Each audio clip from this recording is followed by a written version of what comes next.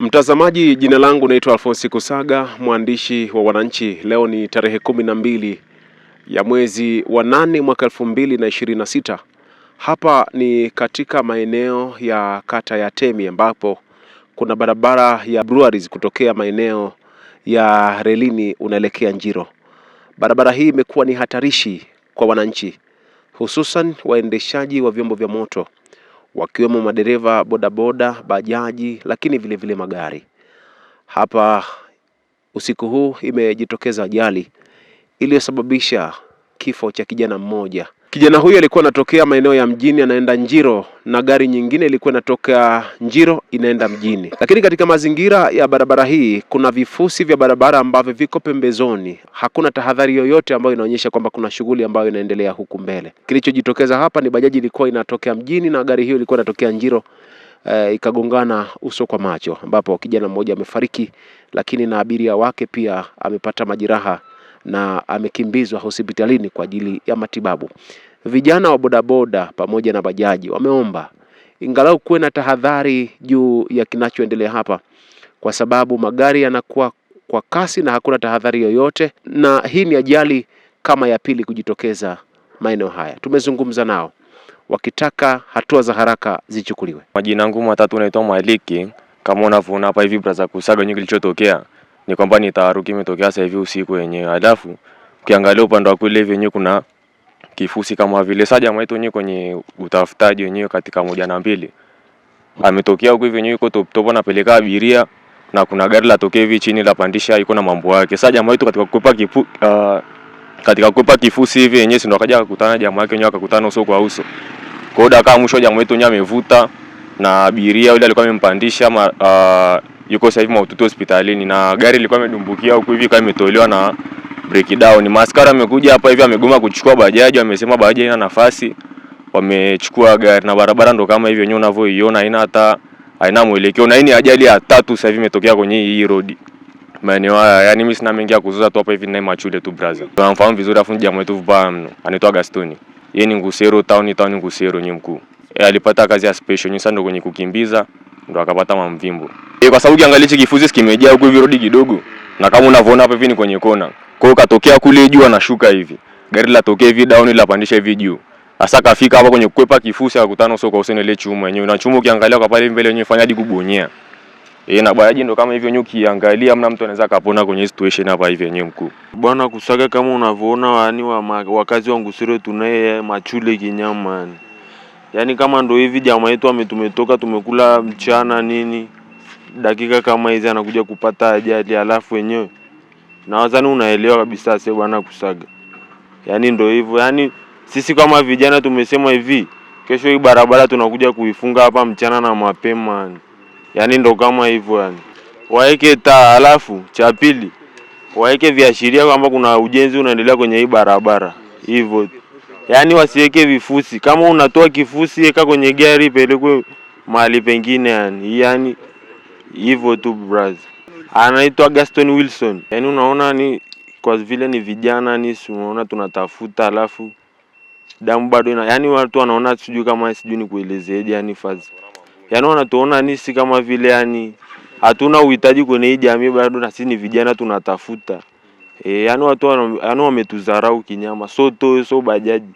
Sasa cheki kama hivi askari wamekuja hapa hivi wenyewe, wamechukua gari, wameacha bajaji. Yaani inamaanisha yani hata kama ni mtu mzima unaelewaje hapo hivi. Bajaji sio chombo cha moto au yani, na inatumia kabisa petroli hapa hivi kabisa. Na tunalipa mapato. Kila kitu tunalipia yani ndo kama hivyo ase. Yani tuna machule yani kinyama yani tunakamatwa kila siku bana ase mjomba. Yani ni guta yani tumeamua tumuite tena jamaa yetu yani hivyo yani. Jamaa yetu kama hivi unavyoona huyu hapa hivi jamaa yetu amekuja na guta hivyo yani. Kwa heshima ya shehe sisi tulikuwa tunataka tufunge hii barabara hapa sasa hivi. Shehe ametuomba, amesema tusifunge hii barabara mpaka kesho hapa hivi. Kwa hiyo kesho sisi kama vijana wa Sombetini tumechafukwa, tunakuja kufunga hii barabara hapa hivi.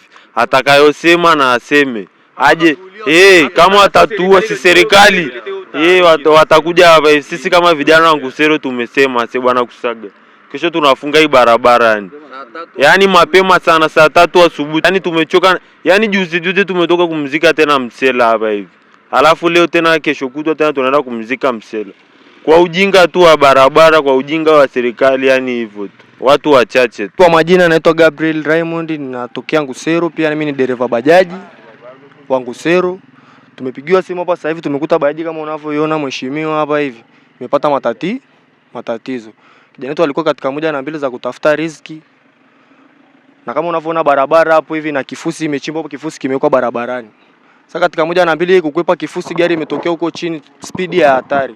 Ndio akakutana nao uso kwa uso. Ndio kama hivyo tumempoteza ndugu yetu, yani hapa tuna hasira mkuso kimbea.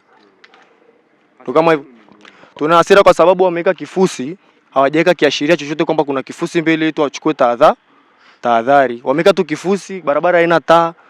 Mtu akitoka huko hizi jua mbele kuna nini? Bora angekata kiashiria chochote kwamba ukija mbele kuna kifusi barabarani ili mtu achukue tahadhari tokea anapokuja kutokea mjini kuja huku nje. Kwa sisi madereva bajaji brother, tunaonekana kama vile labda ni wauni machokora mtaani, hatuna kazi za kufaa.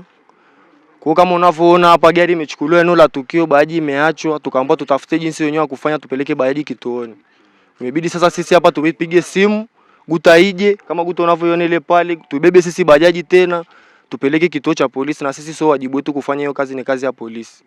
Kwa hiyo ni kama sisi hatuna haki, tunaonekana kama vile labda tunadharaulika, tunaonekana kama vile sio watu, wakati sisi na pia ni watu, tunatafuta riziki kwa ajili ya familia zetu, tunategemewa. Mimi wito wangu kwa polisi na watu watumiaji vyombo vya moto, haki iwe sawa kwa wote.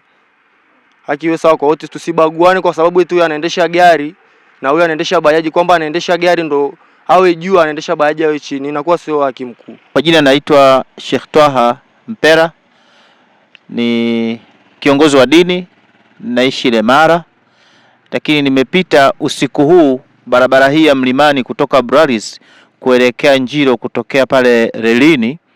Nimekuta hapa vijana wamejazana barabarani hapa usiku huu, lakini kuangalia pembeni kaona kwamba kuna ajali imetokea. Kuna bajaji iko pembeni hapa kama inavyoonekana, na barabara imechafuka, yani damu nini. Kwa hiyo nikajaribu kusimama nikapaki ili niweze kujua kwamba ni kitu gani kimetokea hapa. Kwa hiyo kuwauliza vijana wakasema kuna ajali, ndugu yao amegongwa hapa, amegongwa na gari, na gari ilikuwa ikitokea mjini, na ilikuwa ikitokea Njiro, na bajaji ilikuwa ikitokea mjini kuelekea Njiro.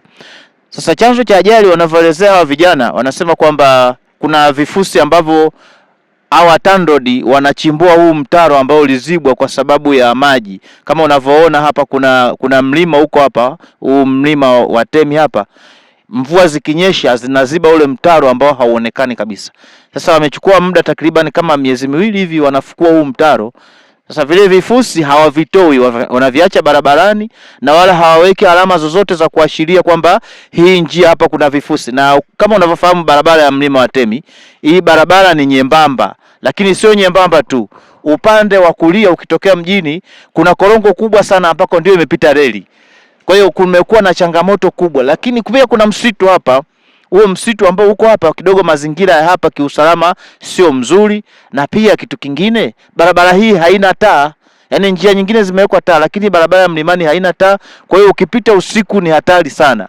Ukiwa na pikipiki, ukiwa na bajaji, lazima utembee kwa mwendo wa kasi ili uweze kuondoka kwenye hili eneo hapa. Kwa hivyo imetokea ajali, huyu kijana kagongwa na hiyo gari ndogo. Hali yake kijana tunaambiwa kwamba hayuko hai, yaani amepoteza maisha hapa. Na kuna mama ambaye alikuwa amempakia kama abiria wake, na abiria naye ameumia sana, amekimbizwa hospitali. Kwa hivyo vijana walikasirika sana hapa, wanasema wanataka kufunga hii barabara saa hizi usiku huu. Mimi nikamwambia itakuwa sio busara mkifunga barabara saa hizi usiku, hebu acheni kwanza. Kwa hiyo wakati watu wanaendelea kujadiliana, ndio mwandishi na wewe ukawa umefika kwenye eneo hili. Kwa hivyo kilichotokea hapa ambacho mimi nimekiona kwa muda huu ndio hicho, na mpaka sasa hivi nashindwa kuondoka kuelekea nyumbani ili kuona kwamba kitu gani kitaendelea hapa. Nasikia polisi wamekuja wakachukua gari ambayo imesababisha ajali, lakini bajaji imebaki hapa. Nikajaribu kuwauliza kwa nini bajaji imebaki hapa alafu gari imeondoka. Wakasema haina sehemu ambayo bajaji inaweza ikapanda kwenye hiyo gari. Kwa hivyo vijana wameagiza guta, na guta unaiona ndio iko hapo, ili waweze kupandisha bajaji waweze kupeleka kituoni. Hayo ndio ambayo mimi ninayo.